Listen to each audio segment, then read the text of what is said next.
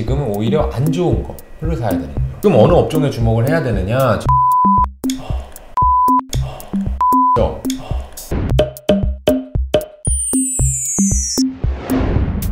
네, 안녕하십니까. 매일경제 홍정원 기자입니다. 이 자산운용업계, 투자자문업계 라이징 스타이신 김현준 더 퍼블릭 투자자문 대표님을 모시고 지금 혼돈의 장세 속에서 투자자들이 살아남아야 하고 또 어떻게 좋은 주식을 골라야 하고 좋은 수익을 얻을 수 있을지를 함께 얘기해보는 시간을 갖도록 하겠습니다. 네, 안녕하세요. 저는 더 퍼블릭 투자자문의 대표를 맡고 있는 김현준이라고 합니다. 반갑습니다. 김현준 대표님은 김 대표님 옛날에 전자슈터 김현준 혹시 아세요? 아, 네네. 굉장히 유명한 삼성슈터. 네, 그분이 이름 따서 제 이름을 그러세요? 네. 세상에. 그분이 이제 전자슈터 별명에 맞게 정말 칼날 같은 3점 슛을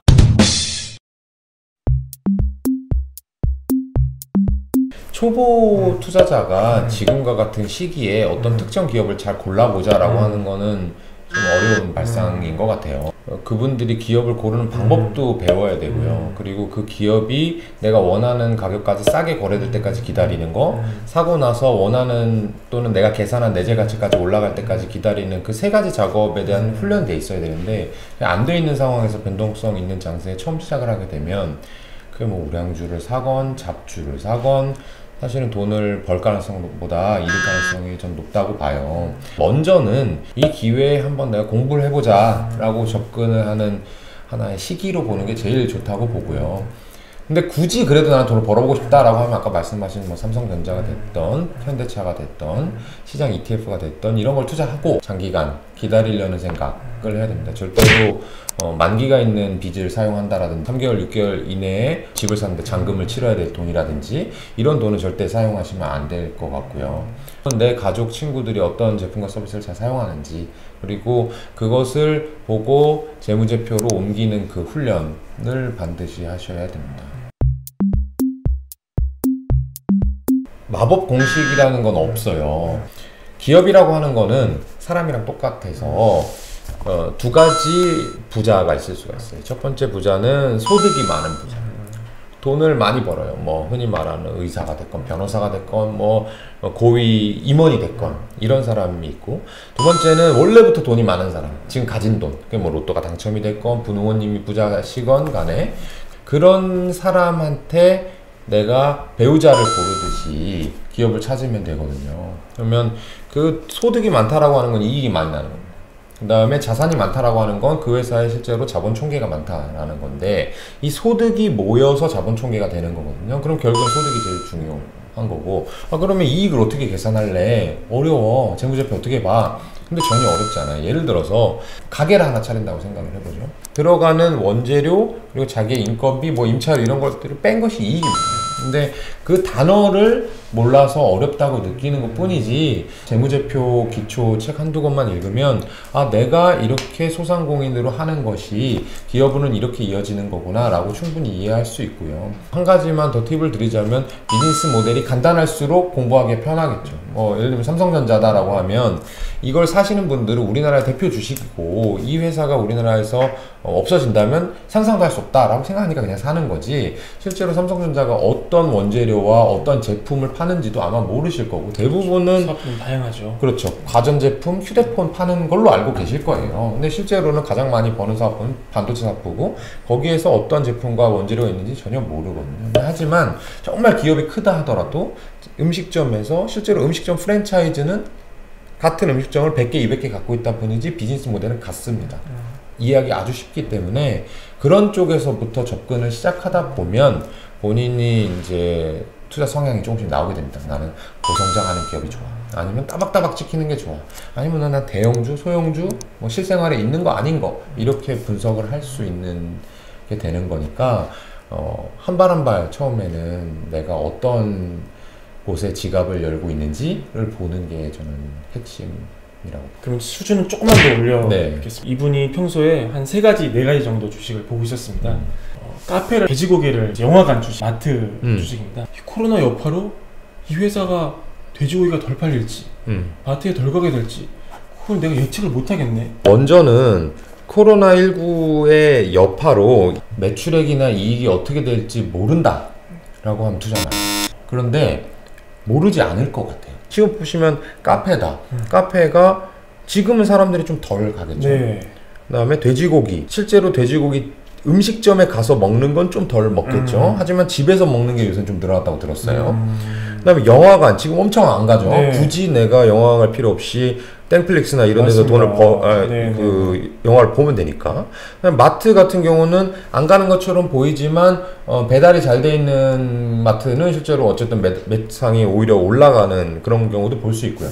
지금 말씀하신 이 네 가지 투자하신 분이 뭐 실제 사례라고 한다면 충분히 저는 예측할 수 있는 비즈니스를 투자하고 있기 때문에 괜찮을 거라고 봐요. 다만 문제는 뭐냐면 그 실제랑 관계없이 심리적으로 무섭다라는 게 문제일 거예요. 1년 후로 생각해 보자고요. 1년 후에 과연 영화관에 사람이 없을까? 이거는 상식적인 수준에서 저는 있을 거라고 봐요. 이게 상식적으로 생각이 안 된다라고 하는 거는 과거에 감염병 사태라든지 또는 경제 위기를 몇 번 간단하게 둘러보지 않았기 때문이고 그건 쉽게 알 수 있는 거예요.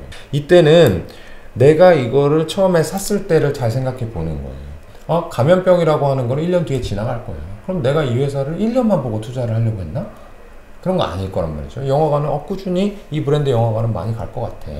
돼지고기? 우리나라 사람 돼지고기 빼놓고 밥상을 생각할 수 있을까? 아니야 라고 생각했잖아요. 그게 내가 이 회사를 한 달, 분기, 뭐 반년 이 정도로 생각했다면 사실 큰 문제가 생기는 거예요. 그러니까 애초에 이 회사를 장기적으로 투자하려고 했다면 감염병이라고 하는 또는 경제 위기는 언제 그랬냐는 듯이 다시 지나가게 됩니다. 오히려 여기에서 카페 또는 영화관 네. 이런 거를 저는 더 눈여겨봐라 라고 하고 싶어요. 왜냐하면 장기적인 시각으로 보면 지금은 오히려 안 좋은 거를 사야 되는 거예요. 지금 사람들이 영화관을 평생 안 갈 것처럼 생각하고 주가도 그런 식으로 떨어진단 말이죠. 근데 저는 1, 2년 후면 다시 영화관에 사람들이 차 있을 거라고 봅니다. 좋은 영화가 나온다 그러면. 그걸 가정하고 투자를 한다면 오히려 수익이 나는 거고 여기에서 이제 주의해야 할 것은 그때까지 망하면 안 되겠죠. 근데 이거는 좀 어려운 부분이에요. 아까 말씀드린 제가 이 회사가 돈을 어떻게 벌까 하는 재무제표 분석과 이 회사가 만기가 가진 부채는 어느 정도 있고 그 부채를 연장할 수 있을지 또는 지금 이익과 현금 흐름은 어느 정도 갭이 있어서 실제로 이익은 이만큼이죠 현금 흐름은 이만큼 좋을 거라고 하는 것까지 좀 어렵습니다. 부도가 나지 않을 하지만 지금 사람들이 잘 방문을 하지 않거나 구매를 하지 않아서 피해를 보고 있는 그런 회사들이라면 오히려 투자해야 되는 시기다 이렇게 봐요. 먼저 잘 되고 있는 업종을 짚고 넘어가고 싶어요. 네. 지금 잘 되는 업종은 언택트라고 해서 뭐 화상 회의 또는 뭐 음식 배달 이런 쪽이 지금 잘 되고 있어요. 그런데 여기에 무작정 투자하는 건 정말 위험하다고 생각을 해요. 왜요? 투자라고 하는 거는 반대 방향을 봐야 돼요. 그 업이 잘 된다는 것도 중요하지만 그 잘 되는 거를 나만 아냐 또는 모두가 알고 있냐도 중요하거든요. 근데 이 언택트라고 하는 것이 물론 저는 뭐 상당히 소비자의 편익을 증가시켜 주기 때문에 장기적으로도 이런 추세가 갈 것 같긴 한데 사람들은 마치 그런 것들이 계속될 것처럼 영원할 것처럼 투자를 한단 말이죠. 근데 그거 영원할 것처럼 생각해 본 것도 아닐 거예요. 아마 일반적으로 그냥 주가가 오르니까 안 떨어졌으니까 지금은 이런 거래 라고 투자를 하는 건데 그거는 매우 짧은 시각이고 지금은 오히려 위험할 수 있다 이런 말씀을 먼저 드리고 싶고요. 그러면 지금 어느 업종에 주목을 해야 되느냐? 저는 반대로 아주 피해를 많이 보는 업종 항공, 호텔, 레저, 엔터 뭐 이런 쪽 엔터 중에서는 뭐 컨텐츠 이런 걸 제외한 뭐 구체적으로 얘기한다면 뭐 카지노 업종이 될 수도 있고요. 그 다음에 뭐 면세점이라든지 여행 업종 이런 회사들은 매우 큰 피해를 보고 있어요. 실제로 항공주들 같은 경우에는 탑승률이 지금 한 3% 이런 얘기가 나올 정도로 맞습니다. 거의 매출액이 0이 된 상황이고 이 중에서 망하지 않고 그리고 이게 끝난 다음에 그 회사의 시장 점유율을 유지 또는 확대할 수 있고 또 하나는 그 이후에 이연된 소비가 폭발할 수 있는 그런 것들에 주목을 해야 돼요. 예를 들면 헬스장 업종하고 뭐 여행 업종 이렇게 두 가지를 비교를 해볼게요. 헬스장 업종은 코로나 때문에 헬스를 못 갔다고 해서 코로나 끝난 다음에 하루에 2번 갈 수 없습니다. 그렇죠. 소비가 이연되긴 하지만 그때 폭발할 수는 없어요. 근데 여행을 가려는 사람들은 내가 100만 원짜리 동남아 여행을 가야지 라고 생각했어요. 6개월 후에 여행 한번 가려고 했을 때 그래 이번에는 미주 유럽 한번 가보자 라든지 2배로. 네. 네.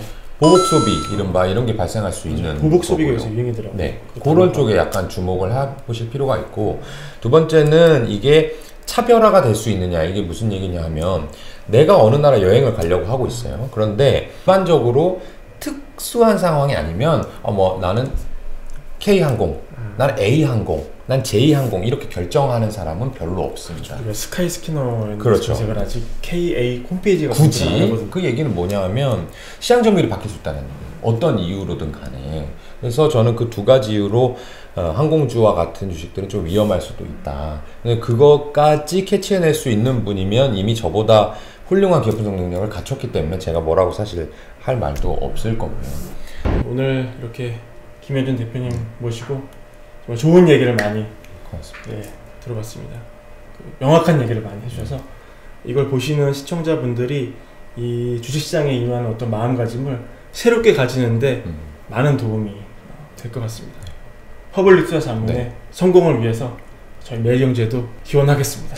고맙습니다. 네, 감사합니다. 수고하셨습니다. 네.